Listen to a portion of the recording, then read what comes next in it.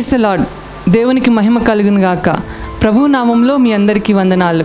అందరు బాగున్నారా అండి? మీరందరూ బాగున్నారని మేము విశ్వసిస్తున్నాం. ప్రతిదినం మీ కొరకు ప్రార్థన చేస్తున్నాం. ఈ సమయంలో దేవుని వాక్యం వినడానికి మనమందరం మన హృదయాలను సిద్ధపరచుకుందాం. షకీనా మినిస్ట్రీ సంఘ కాపరి పాస్టర్ జి విజయ్ కుమార్ గారు ఈ సమయంలో మనకు వాక్య సందేశాన్ని అందిస్తారు. మనమందరం ప్రార్థనాపూర్వకంగా ఏకీభవించి దేవుని దీవెనలు పొందుదాం.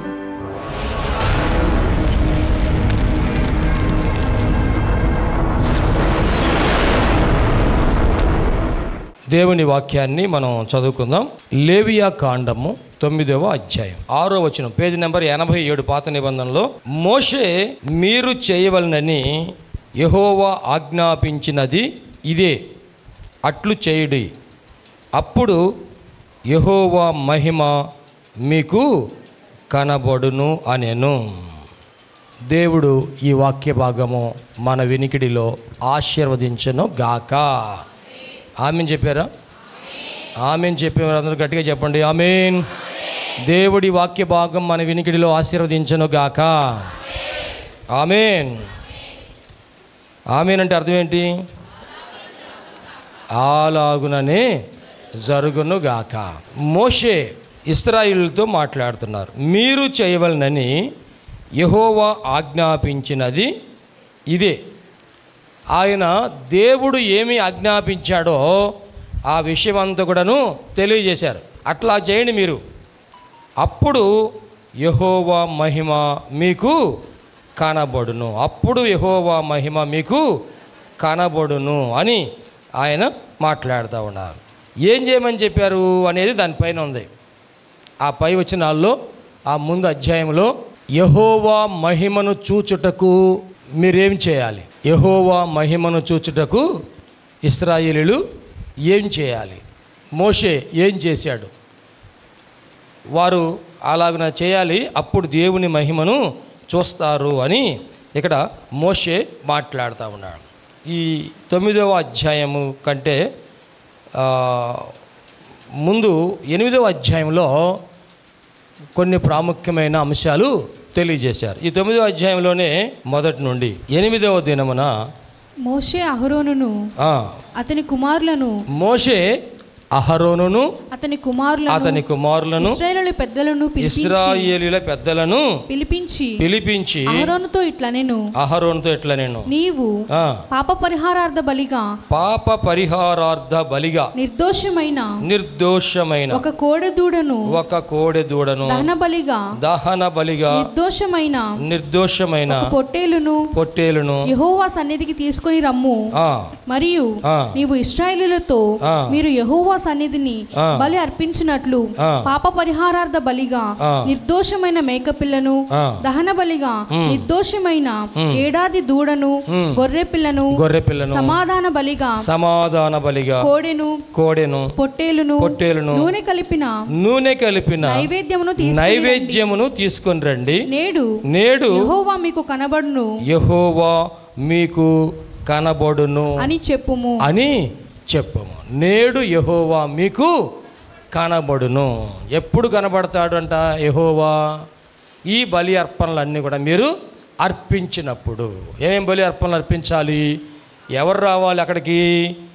మోషే అంటున్నాడు, అహరోనును అతని కుమారులను ఇశ్రాయేలీయుల పెద్దలను పిలిపించెను. ఈ రోజున పెద్దలందరూ వచ్చారా?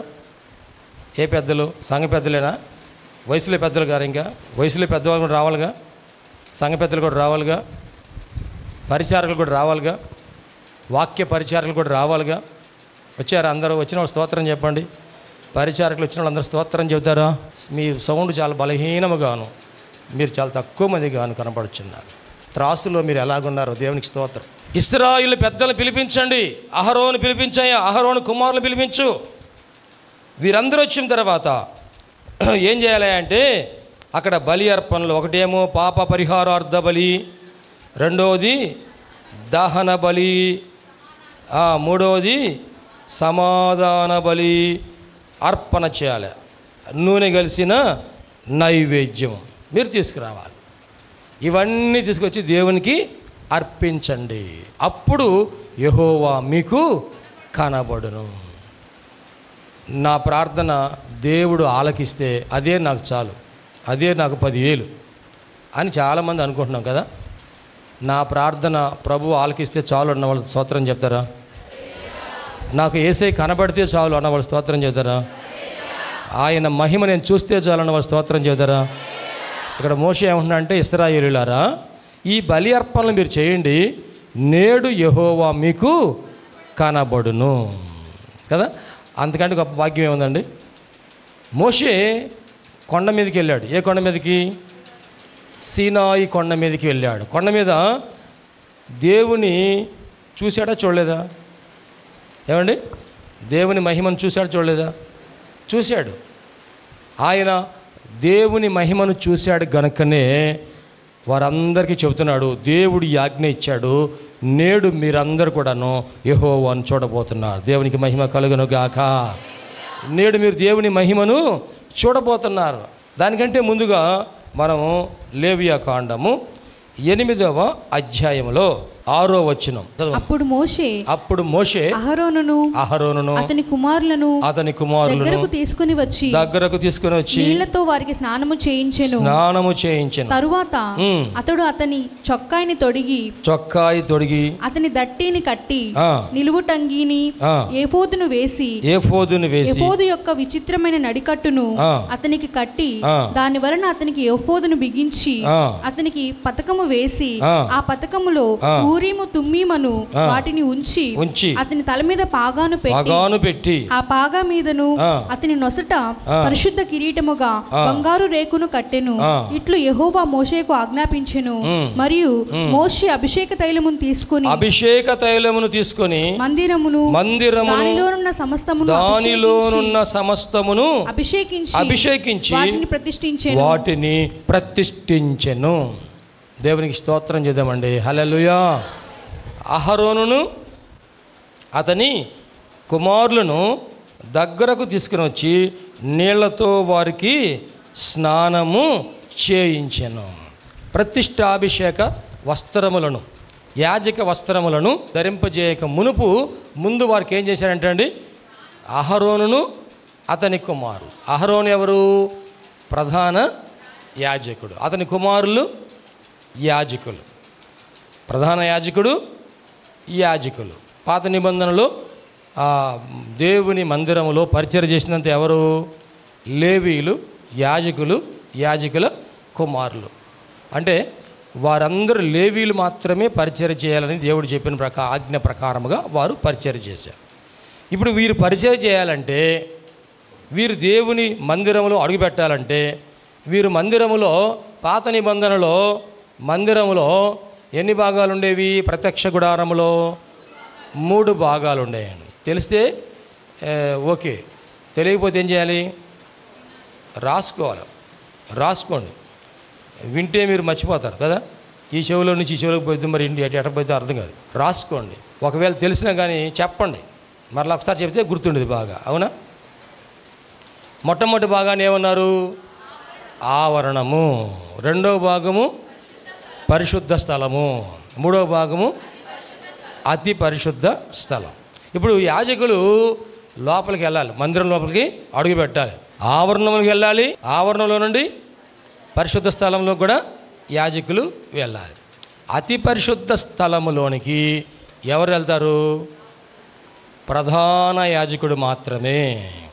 అతి పరిశుద్ధ స్థలంలోనికి ప్రధాన యాజకుడు మాత్రమే. ఆయన కూడా సంవత్సరానికి ఒక్కసారి మాత్రమే ఇశ్రాయేలులందరి పాపముల పరిహారము కోసము నిర్దోషమైన గొర్రెపిల్ల రక్తమును పళ్ళెములో పట్టుకొని ఆయన లోపలికి తీసుకుని వెళ్ళాలంట. అతి పరిశుద్ధ స్థలంలోనికి ప్రవేశించాలి వారి పాప ప్రాయశ్చిత్తము కోసం. ఇప్పుడు దేవుని మందిరములో పరిచర్య చేయాలంటే ప్రధాన యాజకులు ఎలా సిద్ధపరచాలి అంటే దేవుడు మోషేకి చెప్పాడు. ముందు వారిని తీసుకొచ్చి వారికి ఏం చేయాలంట? స్నానం చేయాలి. దేంతో స్నానం చేయాలి? కొంతమంది స్నానాలు చేస్తున్నారు. దేంతో? పాలతో స్నానం చేపిస్తున్నారు. ఎవరికి? పాలతో స్నానం చేపిస్తున్నారు. కొంతమందికి నూనెతో స్నానం చేపిస్తున్నారు. కానీ ఈ యాజకులకి దేంతో చేయమన్నారు? నీళ్లతో స్నానం చేయాలి. నీళ్లతో ఎందుకు స్నానం చేయమన్నారు? నీళ్లతో స్నానం చేస్తే ఆ మురికంతా పోయిద్ది. పాలతో చేసిన తర్వాత మళ్ళీ ఏం పోతున్నారు? మళ్ళీ నీళ్ళు పోస్తున్నారు. పోయిరా ఎవరన్నా పాలతో స్నానం చేశారా? పడుకుంటారక కదా. మళ్ళా నీళ్ళు పోయాలి. నీళ్లు పోస్తేనే ఆ మురికంతా పోయిద్ది. అవునా? నీళ్ళు అనేది దేనికి సూచనగా ఉందంటే దేవుని వాక్యానికి. దేవునికి మహిమ కలుగును గాక. ఆ వాక్యము మనల్ని ఏం చేసింది అంటే అండి, శుద్ధి చేసింది. వాక్యము శుద్ధి చేసింది. ఏ పాపం లేకుండా సంపూర్ణంగా శుద్ధి చేయబడాలి. వీరు యాజక ధర్మం చేయాలంటే, ఇదిగో దేవుని మందిరంలో అడుగు పెట్టాలంటే, దేవుని పరిచర్య చేయాలంటే, ఆ మందిరంలో ఆయన ఏం చేశాడంట, మందిరములో ఉన్న సమస్తమును అభిషేక తైలముతో అభిషేకించి వాటిని ప్రతిష్ఠించెను. అభిషేక తైలముతో అభిషేకించి ప్రతిష్ఠించెను అంటే అక్కడ పరిచర్య చేయాలి. ఎక్కడ? ఈ పరిశుద్ధమైన ఉపకరణాలు ఉన్నాయి దేవుని మందిరంలో. ఆ పరిశుద్ధమైన ఉపకరణముల దగ్గర వీరు పరిచర్య చేయాలంటే వీరు ఎలాగుండాలి? పరిశుద్ధులుగా ఉండాలి. దేవునికి మహిమ కలుగును గాక. ఏమేమి ఉపకరణాలు ఉన్నాయి దేవుని మందిరంలో గుర్తున్నాయా? మనం చాలాసార్లు చెప్పుకున్నాం కదా. దానిలో మొత్తం ఎన్ని ఉన్నాయి? 7 ఉన్నాయి. ఒకటి సాక్ష్యపు మందిరం లేక ప్రత్యక్ష గుడారం కదా. రెండోది చెప్పండి, మీకు వచ్చింది చెప్పండి. దీపవృక్షం. ఓకే, రెండోది దీపవృక్షం. మూడోది సన్నిధి రొట్టెల బల్ల. తర్వాత 4వది మందస్సం. 5వది గంగాళం. ఓకే, గంగాళం 5వది. 6వది చెప్పండి ధూపవేదిక. 6వది. ఓకేనా? ఇంక 7ది ఒకటి ఉందమ్మా. మన్నాగల పాత్ర దేంట్లో ఉండిద్ది? మన్నాగల పాత్ర దేంట్లో ఉండిద్ది? మందసం చెప్పారు చెప్పలేదా? మందసం చెప్పారు చెప్పలేదా? చెప్పలేదా? వింటున్నారా? వింటలేదా? చెప్పారు చెప్పలేదా? చెప్పినప్పుడు రాత్రి రాసుకోండి, బాగా అర్థం కూడా. 7వది ఒక్కొక్కటి మిగిలింది, ఒక్కటి చెప్పలేదు. బంగారు కత్తెర. ఆ కత్తెర కూడా దేంట్లో ఉండిద్ది? దీపవృక్షంలోనే ఉండిద్ది. దీపాలను బంగారు కత్తెరతో ఏం చేస్తారు? ఆ ఒత్తిని కత్తిరిస్తారు కదా. ఆ దీపం వెలగాలంటే ఒత్తిని ఏం చేయాలి? మసిబారినటువంటి ఒత్తిని వెలక్కుండగా ఉండే దాన్ని ఏం చేస్తారు? కత్తిరించేస్తారు. అప్పుడు మిగతా అది బాగా వెలుగుతూ ఉంది. ఆ కత్తిరించడానికి ఏం ఉపయోగించారంట? కత్తెరను ఉపయోగించి. ఏ కత్తెర అది? బంగారముతో చేయబడిన కత్తెర. దేవుని వాక్యం ఎలాంటిదంట అండి? బంగారు కత్తెర లాంటిది. అదేం చేసిందంట? శుభ్రం చేసిద్దంట. కత్తిరించే వాటిని కత్తిరించిద్దంట కదండి. కత్తిరించే వాటిని కత్తిరించిద్దంట. ఏది కత్తిరిస్తారు? టైలర్ గారు కత్తిరిస్తూ ఉంటారు. ఏమేమి కత్తిరిస్తుంటాడు ఆయన? ఎక్స్ట్రాలు ఉన్నాయని ఏం చేస్తాడు ఆయన? ఎక్స్ట్రా ఉన్నాయని ఏం చేస్తాడండి? ఎక్స్ట్రా పెరిగింది, తోక పెరిగింది అనుకో, దాన్ని ఏం చేస్తాడు ఆయన? కత్తిరిస్తూ ఉంటాడు. జాగ్రత్త, తోకలు పెంచుకోకుండా జాగ్రత్తగా ఉండాలి. ఎవరైనా తోకలు పెరిగితే దాన్ని కత్తిరించేస్తుంటాడు ఆయన బంగారపు కత్తెరతో. అసలు విషయం చెప్పలా. ఇందాక మనం ఎన్ని రకాల బలి అర్పణలు అనుకున్నాము? ఎన్ని రకాల బలి అర్పణలు? పాప పరిహారార్థ బలి. ఇందాక మనం అక్కడ అర్పించేది, అక్కడ అర్పించాల్సింది ఎన్ని? పాప పరిహారార్థ బలి, సమాధాన బలి, దహన బలి. ఈ బలి అర్పణలన్నీ ఎక్కడ బలిస్తారు? మరి బలిపీఠం చెప్పారా? ఏ చెక్కతో చేస్తారు అది?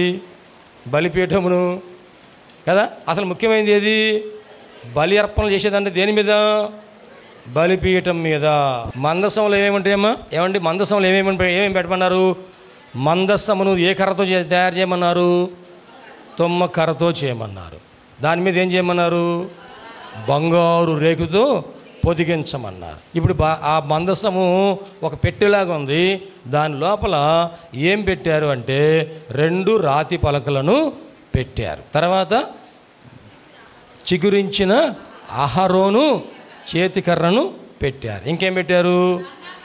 మన్నాను ఒక బంగారు పాత్రలో తీసుకొని ఆ మన్నాను, ఆ బంగారు పాత్రని ఆ మందసంలో పెట్టారు. దేవునికి మహిమ కలుగును గాక. హెబ్రీ పత్రికలో కూడా ఇది విషయం తెలియజేస్తాడు పౌలు గారు. మనం అంత దూరం వద్దు కానీ ఇప్పుడు క్లుప్తంగా ఇప్పుడు ఈ 7 పరిశుద్ధమైన ఉపకరణాలు, 7 పరిశుద్ధమైన ఉపకరణాలు, సాక్ష్యపు గుడారము, సాక్ష్యపు మందసము, బలిపీఠము, దీపవృక్షము, ధూప వేదిక, సన్నిధి, రొట్టెల బల్ల, గంగాళం. ఓకేనా? 7 అయిపోయినాయి. ఓకేనా? 7. మరలా మీరు రాసుకునే వాళ్ళు రాసుకోండి, మైండ్లో ప్రింట్ చేసుకునే వాళ్ళు మైండ్లో ప్రింట్ చేసుకోండి. వీటన్నిటినీ పరిశుద్ధ తైలముతో, అభిషేక తైలముతో ఏం చేశాడంటే ఆయన అభిషేకించి ప్రతిష్ఠించెను. దేవునికి మహిమ కలుగును గాక. ఇప్పుడు ఇవి అతి పరిశుద్ధమైన ఉపకరణాలు. ఈ పరిశుద్ధమైన ఉపకరణాలను అభిషేకించగానే అవి అతి పరిశుద్ధమైన ఉపకరణాలుగా మార్చబడ్డాయి. మరి అతి పరిశుద్ధమైన ఉపకరణాల దగ్గర పరిచర్య చేసే యాజకులు కానీ, ప్రధాన యాజకుడు కానీ ఎలాగుండాలి? పరిశుద్ధతలో నుండి అతి పరిశుద్ధతలోనికి రావాలి. 3 రోజులు ఉపవాస ప్రార్థనలో ఉన్నవారు, 3 రోజులు కూడా ఉపవాస ప్రార్థనలో ఉన్నవారు 3 సార్లు స్నానం చేసినట్లుగా గుర్తు అన్నమాట. అవునా? 3 రోజులు వచ్చిన వారు 3 రోజులు స్నానం చేసినట్టే. ఒక్కరోజు వచ్చిన వారు ఒక్కరోజు స్నానం చేసినట్టు. 2 రోజులు వచ్చిన వారు 2 రోజులు స్నానం చేసినట్టు. 3 రోజులు వచ్చిన వారు 3 రోజులు స్నానం చేసినట్టే. ఇప్పుడు మోషే అంటున్నాడు, అహరోను నీ కుమారులు మీరు రెండయ్యా అన్నాడు. వచ్చారు. ఏంది అంటే ముందు నీళ్ళతో స్నానము చేసుకోండి. ఈ రోజున ఈ 3వ రోజు కూడా నేను వచ్చాను అన్నవాళ్ళు 3 రోజులు వచ్చిన వాళ్ళు స్తోత్రం చెబుతారా? ఫస్ట్ రోజు వచ్చాను, 2వ రోజు వచ్చాను, 3వ రోజు వచ్చాను అన్న వాళ్ళు చేతులు ఎత్తి స్తోత్రాలు చెబుతారా? హల్లెలూయా. ఇప్పుడు మీరు 3 రోజులు స్నానం చేస్తే ఎట్లాగుంటారు? ఎట్లాగుంటారమ్మా? మురికంత ఏమైపోయింది? పోయింది. మంచి వాసన వచ్చిందా, దుర్వాసన వచ్చిందా? మరి ఒక్కరోజు చేస్తే, 2 రోజులు చేస్తే, 3 రోజులు చేయకుండా 3 రోజులకు చేసిన వాళ్ళకి ఒకరోజు చేసిన వాళ్ళకి తేడా ఉందా లేదా? 3 సార్లు స్నానం చేసిన వాళ్ళకి ఒకసారి చేసిన వాళ్ళకి స్నానం తేడా ఉందా లేదా? అందుకోసమే రండి రండి రండి, మీరు మందిరానికి రండి. ఇక్కడ మందిరంలో మనం ఏమవుతామంట? శుద్ధీకరించబడతాం. దేవునికి మహిమ కలుగును గాక. ఇదిగో మందిరం దగ్గరికి రండి. అహరోను మందిరంలోకి రండి అయ్యా, నీ కుమారులు మందిరం తీసుకురండి. అహరోను కుమారుల పేరు ఏం పేరు? అహరోనికి ఎంతమంది కుమారులు ఉన్నారు? 4 కుమారులు ఉన్నారు. 4 కుమారులు ఉన్నారు. అవునా? మోషేకి ఎంతమంది కుమారులు? 2 కుమారులు. మీ ఇంట్లో ఎంతమంది మీకు గుర్తుంది కదా? ఓకేనా? ఇప్పుడు అహరోను కుమారుల పేరు చెప్పండి. అహరోను కుమారుల పేరు ఈ లేవియా కాండములోనే అహరోను, వారి కుమారులు, వారి కుటుంబం అంత పేరు ఉంది కదా, వారి పేర్లన్నీ ఉన్నాయి కదా. అహరోను కుమారుల పేరు ఏం పేరు? నాదాబు, అబీహు, ఎలియాజరు, ఈతామార్. 4 కుమారులు. 4 కుమారుల పేరు నాదాబు, అబీహు, ఎలియాజరు, ఈతామార్. ఈ 4. ఫస్ట్ పెద్ద కుమారుడి పేరు నాదాబు, 2వ కుమారుడి పేరు అబీహు. ఇప్పుడు 2 కుమారులను మొట్టమొదట ఆ పరిశుద్ధ స్థలములో పరిచర్య చేయడం కోసము వారిని సిద్ధపరిచారు. చూడండి, గమనించండి. వారిని శుభ్రంగా స్నానము చేయించెను. దేవునికి స్తోత్రం అండి. మొట్టమొదట అడుగు, మొట్టమొదట మెట్టు, ఫస్ట్ స్టెప్ ఏంటి అంటే మీరు పరిచర్య చేయాలంటే, దేవుని సన్నిధిలో మీరు పరిచర్య చేయాలంటే, ఇదిగో దేవుని మహిమను చూడాలంటే, దేవుని యొక్క వెలుగుని మీరు చూడాలంటే, దేవుణ్ణి మీరు చూడాలంటే మొట్టమొదట మీరు ఏం చేయాలి అన్నాడంటే మీరు స్నానం చేయండి, నీళ్లతో స్నానం చేయండి. ఇది దేనికి సూచనగా ఉన్నది అంటే పరిశుద్ధపరచబడాలి, మారు మనసు పొంది పాప క్షమాపణ నిమిత్తము మీరు బాప్తీసం పొందండి అని. అంటే మనం పరిశుద్ధపరచబడే అనుభవంలో నీళ్లతో ఇక్కడ వీరు నీళ్లతో స్నానం చేశారు. ఉదక స్నానము అని పౌలు గారు తెలియజేశాడు. ఉదక స్నానం పునర్జన్మ సంబంధమైన స్నానం. ఉదక స్నానం అంటే నీళ్లతో స్నానం.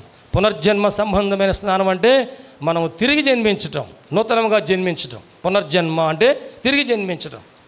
క్రీస్తులో మనమందరం కూడా నూతనముగా తిరిగి జన్మించాలి. దేవునికి మహిమ కలుగును గాక. యోహాను సువార్త 3వ అధ్యాయం 3వ వచనంలో నికోదేము యేసు ప్రభు వారి దగ్గరికి వచ్చి మాట్లాడుతున్నప్పుడు ప్రభువారు అన్నారు, నికోదేము ఒకరు క్రొత్తగా జన్మించితేనే కానీ దేవుని రాజ్యమును చూడలేడయ్యా. ఎలా క్రొత్తగా జన్మిస్తారు ప్రభు అంటే అప్పుడు ప్రభువు చెప్పాడు, ఒకరు నీటి మూలముగాను ఆత్మ మూలముగాను జన్మించితేనే కానీ పరలోక రాజ్యములో మీరు ప్రవేశింపలేరు.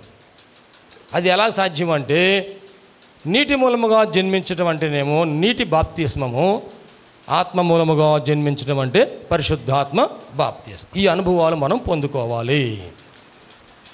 మీరు పరలోక రాజ్యం పోవాలని ఎంతమంది ఆశపడుతున్నారు?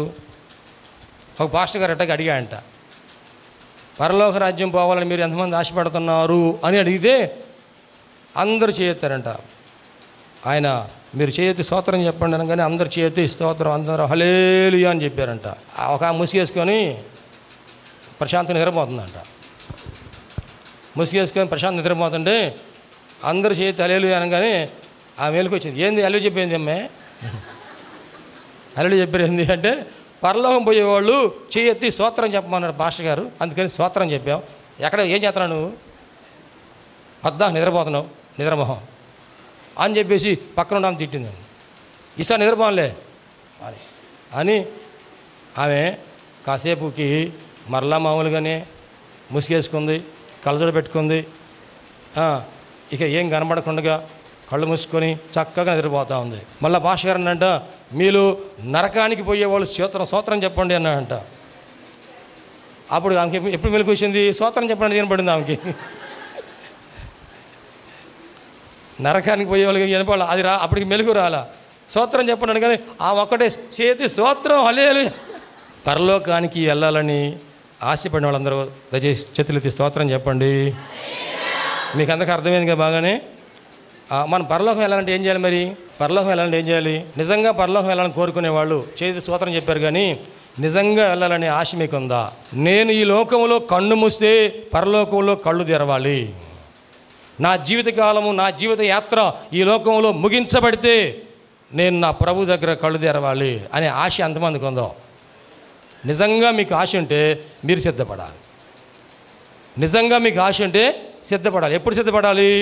ఈరోజే, నేడే రక్షణ దినం, ఇదే మిక్కిలి అనుకూలమైన సమయం. నిజంగా మనం సిద్ధపడాలంటే ప్రేమైన దేవుని బిడ్డలారా, మనం మన పండగ కూడా చేసుకున్నాం. ఏం పండుగ? ఈస్టర్ పండుగ. ఈస్టర్ పండుగ అంటే పునరుద్ధానపు పండుగ. అంటే యేసు ప్రభు వారు సమాధిలో నుంచి తిరిగి లేచాడు, మరణాన్ని జయించాడు, మృత్యుంజయుడై ఆయన తిరిగి లేచాడు. లేచిన తర్వాత ఏం చేశాడు? 40 దినముల వరకు వారికి అందరికీ కనపడ్డాడు. ఆయన ఆ ఈస్టర్ పండగకి ముందు మనమందరం ఏం చేసామంటే 40 రాత్రులు ఇక్కడ ఉపవాసం ఉండి ప్రార్థన చేశాం. ఆయన పునరుద్ధారణ తర్వాత ఆయన ఏం చేశాడంటే 40 దినములు శిష్యులందరికీ ఆయన తనను తాను సజీవుడిగా కనపరుచుకొని రుజువుపరుచుకుని ఆ తర్వాత ఏం చేశాడు? ఆయన వారు చూస్తుండగానే పరలోకానికి ఆరోహణమై వెళ్ళాడు. చూడండి, సమాధిలో నుంచి లేవగానే దేవదూతలు అన్నారు, సజీవుడైన వాణిని మృతులలో మీరు ఎందుకు వెతుకుచున్నారు? ఎవరు చెప్పారన్నమాట? ఎవరు చెప్పారమ్మా? దేవదూతలు చెప్పారు కదా. ఇప్పుడు ఆయన పరలోకానికి ఎక్కిపోతుంటే ఆ దేవదూతలే వారితో అంటున్నారు, ఓ గలిలయ మనుష్యులారా,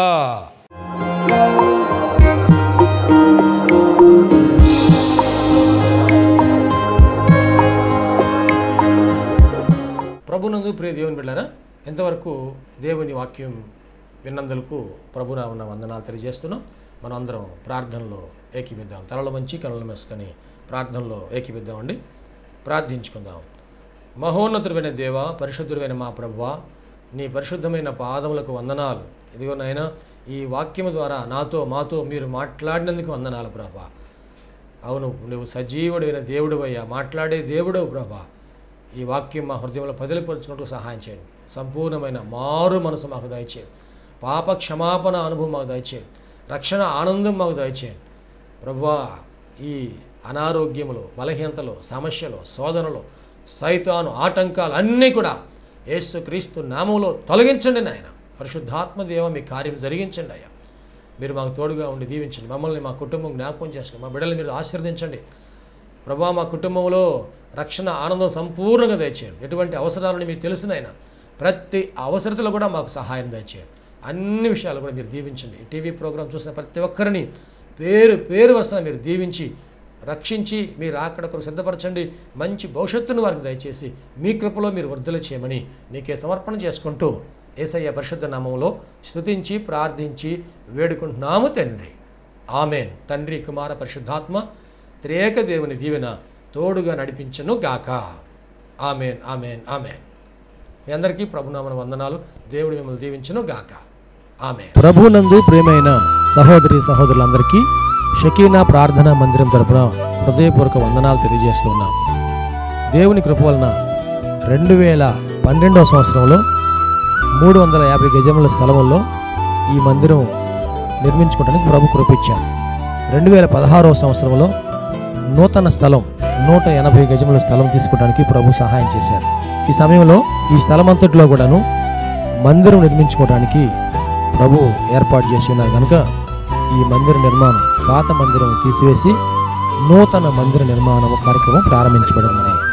నీ తేజస్సు, నీ ప్రభావం మీ స్థలంలో ఉంచండి ప్రభువా. మేమందరం కలిసి చేతులెత్తి ప్రార్థన చేస్తుండగా నీ మహిమ కార్యము ఈ స్థలంలో జరిగేటట్లు సహాయం చేసి దీవించండి.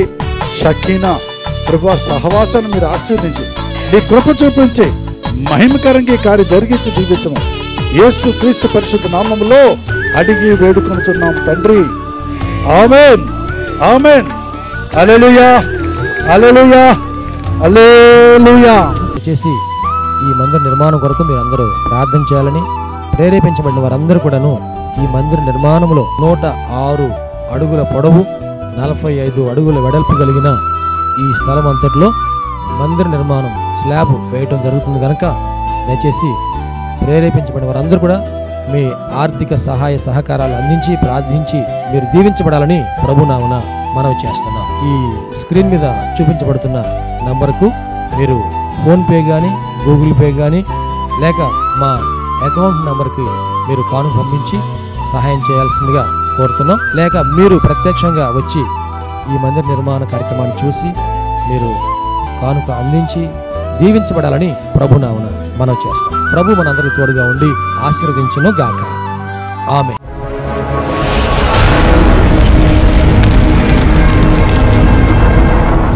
ప్రభునందు ప్రియమైన సహోదరి సహోదరులారా, షకీనా ప్రార్థనా మందిరము దేవుని కృప వలన 2012వ సంవత్సరము మే నెల 1వ తారీఖున ప్రతిష్ఠ చేయబడి దేవుని పరిచర్లో అనేక మందికి దీవెనకరంగా ఉండడానికి ప్రభు కృప ఇచ్చి ఉన్నారు. దేవుడు ఆ మందిరము నిండిపోనట్లుగా అనేక మందిని ప్రభు నడిపించున్నారు. మందిరము సరిపోకపోవడం వలన మందిరం ప్రక్కనే ఉన్న ఖాళీ స్థలము కొనడం జరిగింది. 180 గజాల ఈ స్థలము తీసుకోవడానికి ప్రభు కృప అనుగ్రహించి ఆశీర్వదించారు. ఈ స్థలము భారీ వ్యయంతో కూడుకుంది కనుక ఈ స్థలమునకు కావలసినటువంటి మరి అవసరతలు చాలా ఉన్నాయి. దయచేసి ప్రభు మీ హృదయంలో ప్రేరేపించిన ప్రకారముగా మీరు మీ కానుకలు, అర్పణలు, మీ ఆర్థిక సహాయ సహకారాలు అందించి ఈ పరిచర్లో మీరు పాలుపంపులు కలిగి దేవుని యొక్క దీవెన పొందవలసిందిగా ప్రభునామన మనవి చేస్తూ ఉన్నాం. మీ కానుకలు, మీ అర్పణలు మా యొక్క బ్యాంక్ అకౌంట్ నెంబర్కు పంపించాలనుకున్నవారు బ్యాంక్ అకౌంట్ నెంబర్ పంపించండి. వ్యక్తిగతంగా మమ్మల్ని కలిసి మీరు ఇవ్వాలనుకున్నవారు వ్యక్తిగతంగా కలిసి మీరు ఇచ్చి దీవెనలు పొందాలని ప్రభునామన మనవి చేస్తూ ఉన్నాం. ఈ దేవుని కార్యంలో మీరు పాలుపంపులు కలిగి ఉండడానికి ఇష్టపడుతున్నందుకు ప్రభునామన వందనాలు తెలియజేస్తూ దేవుడు మిమ్మల్ని అందరినీ ఆశీర్వదించును గాక. అందరికీ వందనాలండి.